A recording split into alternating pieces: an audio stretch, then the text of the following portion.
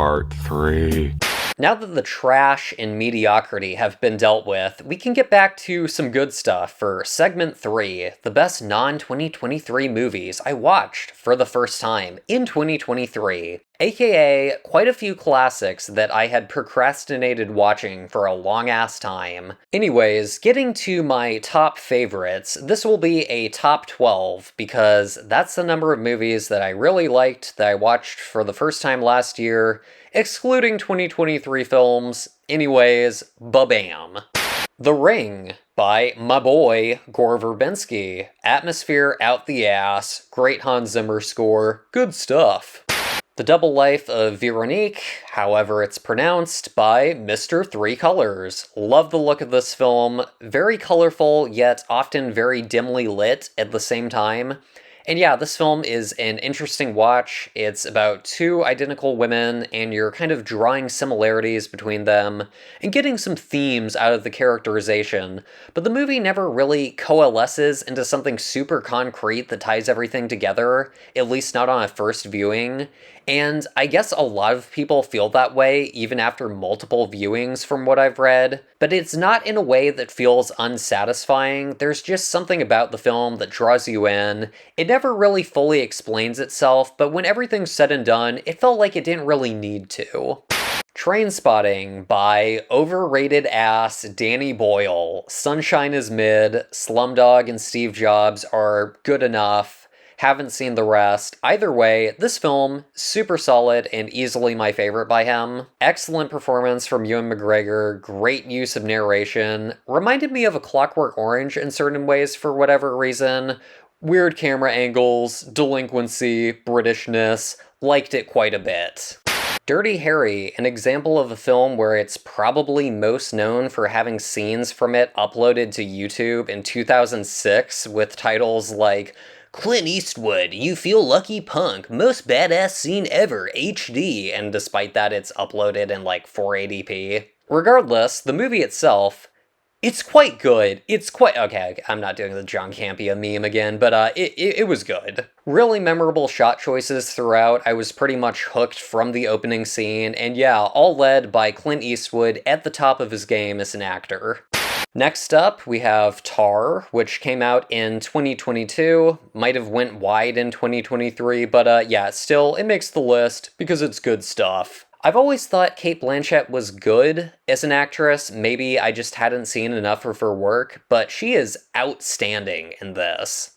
At number 7, we have Seven Psychopaths. I swear I did not intentionally place that at number 7, that's just the way things worked out. Anyways, I have not seen In Bruges, but hot take, this is my favorite Martin McDonagh film. I rewatched 3 Billboards after this, which I sort of came back around on, like, oh, shit, yeah, forgot how good that was. And yeah, 3 Billboards and Banshees definitely balance comedy and drama, while this film goes all in on comedy, and I felt like it really benefited from that. It is pretty consistently hysterical for pretty much the entire runtime. At number 6, we have Heat by Michael Mann. And yeah, Pacino, De Niro, one of them would have been enough for this to be good, and it's a pretty excellent dual protagonist film. They're two sides of the same coin. Yeah, incredibly distinct direction to this. And I'm not going to circle jerk this movie and be like, it inspired the opening of The Dark Knight, but you can definitely see the influence that this film has had. Number 5, Scream. Yeah, this was a real list of shame movie for me. It was frankly embarrassing that I hadn't seen this until last year. But either way, total classic, very deserving of its status. Excellent screenplay, super engaging mystery, phenomenal use of misdirection. Great camera work, a really memorable use of Dutch angles, great dichotomy to the characters, a film where I was pretty much hooked from the second it started, which is exceedingly rare. The opening scene is just classic. And yeah, I can only see this movie getting better with the second viewing, extremely entertaining, and I can't wait to watch it again. Next up, we've got Making popcorn and watching movies. What y'all watching, hoes? What y'all watching, hoes? We got The Bridge of the River Kwai, which is just uniformly excellent. A lean night. Okay, no, but in all seriousness, there's a lot of pre-70s or pre-60s films where you feel like you're just being gaslit into thinking they're good, and you have to do mental gymnastics to come up with a bunch of fake reasons to like them. Well, if you look at the socio-political context in which the film was released... Nah, screw that. How about the shot composition is fucking immaculate. Alec Guinness acts his ass off. You watch this guy on screen and are just like, yeah, there's a reason it's Sir Alec Guinness. The absolute class of this guy. Great music use, love how the film almost completely switches focus narratively at a certain point. Could have easily derailed things, but it just works. And yeah, strong characterization, memorable ending, just fantastic. Next up, we have The Handmaiden by Big Daddy Park Chan. Far superior to Big Daddy Bong when it comes to Korean cinema, and if you disagree, you're wrong. No, but in all seriousness, this just felt freaking fresh. It felt freaking fresh, mate. This video is sponsored by HelloFresh. This film, the way this film is directed, some of the camera work reminded me of Alfonso Cuarón, the way the camera just glides around almost unnaturally at points. Great use of setting and narrative structure. It really keeps you guessing and just keeps things feeling wonderfully unique in many, many ways. Couldn't recommend this enough. If you haven't seen it, it's great. And as the runner-up, we have Shame by Steve McQueen, which is absolutely phenomenal and supremely underrated. Very underrated. I don't see this movie being discussed all that much when people talk about the best movies of the 2010s, probably because no one's gonna recommend an NC-17 movie about sex addiction in a casual conversation. People would just be like, oh wait, what the fuck is that? But yeah, I don't find this film particularly gratuitous. Everything feels very appropriate to the story. And I love when films can just do a deep dive into a single character where it's the sole focus of the movie. And when the lead actor happens to be Michael Fassbender, one of my favorite actors, giving probably his best performance, it's just next level engaging. I love seeing the way this guy interacts with people. Similar to a film like Taxi Driver, there's just character details to glean from almost every single scene. The direction is precise, the movie is concise in everything it wants to convey. It is an hour 40, but it almost feels like it should be 2 hours considering just how dense it is in the best way. There's a great use of visual metaphors as well without it ever feeling too overt. And yeah, just everything about this is top-notch, and there's next to nothing that I didn't like about it, so would not be surprised if I just bumped this bad boy to a 9 on a second viewing. Phenomenal, check it out if you haven't seen it.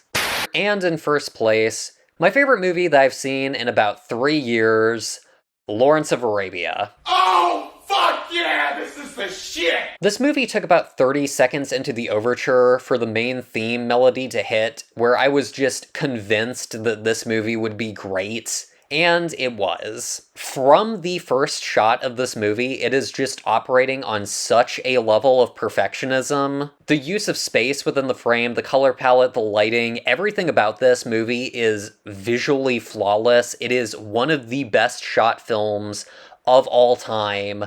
It just obliterates the rest of cinema in regards to cinematography. This movie would absolutely not work, though, if it was just completely style over substance and didn't back up all the great filmmaking with equally great characters and storytelling, which, when that happens, you get Dr. Zhivago, which is still quality, but does not have the narrative focus of this film. This film is a phenomenal blend, though, where it has the creative limitations of a 50s film, where there's a certain stage-like quality to some of the acting and dialogue, and it's not openly profane or graphically violent. It feels very classic in that regard, but it also feels like a 70s film from a technical standpoint. It does not feel dated in the slightest. And something that I loved about this movie was just how unexpected it was in certain aspects. Like, you look at this film and see it's 4 hours long and just assume that it's going to be people on camels in the desert for the entire runtime. And I would hope that every everyone watching this has already seen the film, but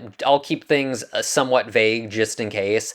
That being said, this movie starts off very differently than I expected in terms of setting, and it made for an excellent contrast when it actually reached the desert. But yeah, this movie also has one of the most famous edits in the history of film, which I think I was somehow unaware of it. I don't know how. What? I must have been subconsciously aware of it because leading up to it, I just felt like the movie was about to do something really awesome.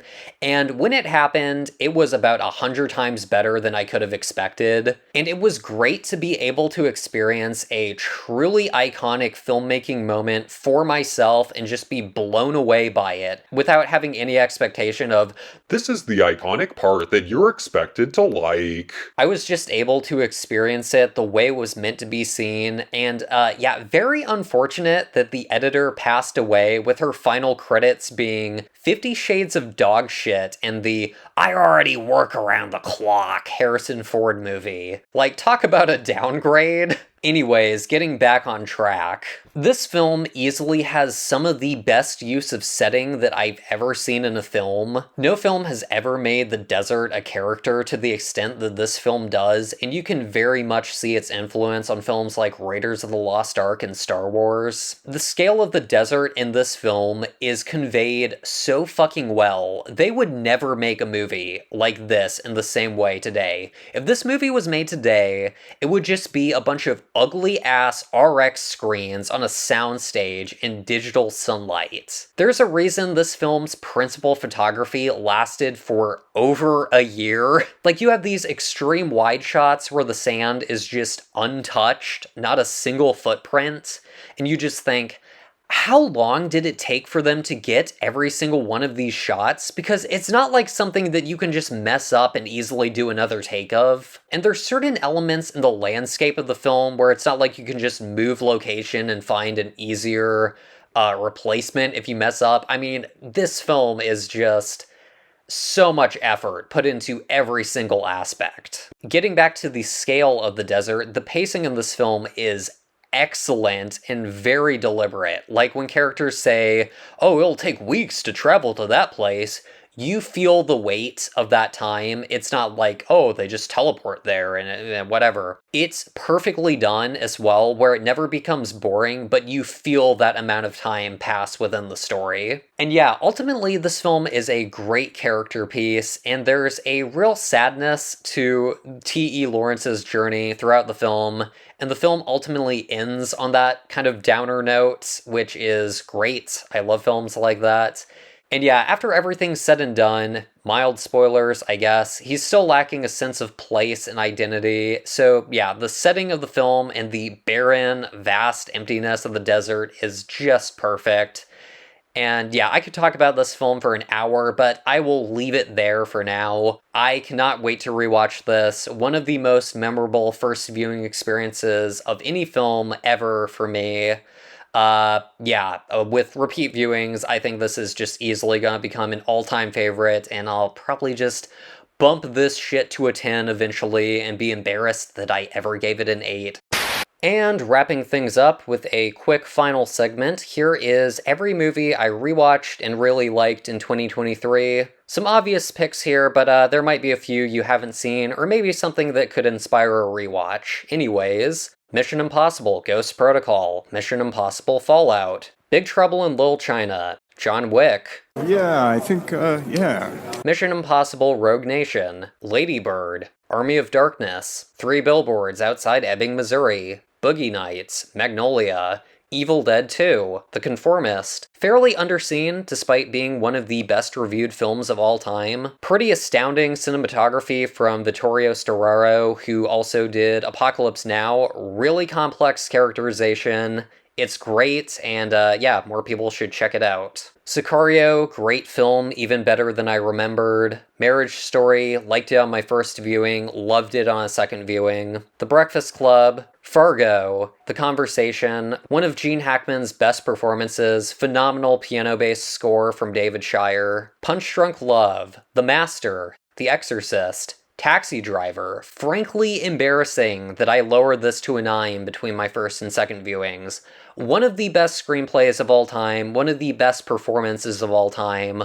Love the Bernard Herrmann score. Everything about this is perfect. This is as good as movies get. Taxi Driver got 4 Oscar nominations. And in the number 1 spot, There Will Be Blood. So insanely satisfying, rewatchable like you wouldn't believe. And yeah, for the sake of this video ever ending, I do not need to get started on There Will Be Blood. It's in my top 5 favorite movies of all time. Anyways, that wraps up 2023. A decent year for movies, a really good year for finding new movies that I hadn't seen. And if you made it this far into the video, let me know whatever your favorite movies of 2023 were, or more interestingly, in my opinion, whatever your favorite movies you discovered last year were, regardless of whether they were from 2023 or not. I have been recording for over an hour at this point, and my brain is melting, if you cannot tell, so yeah, I'm gonna go ahead and wrap this video up. But yeah, thank you very much for watching. Bye!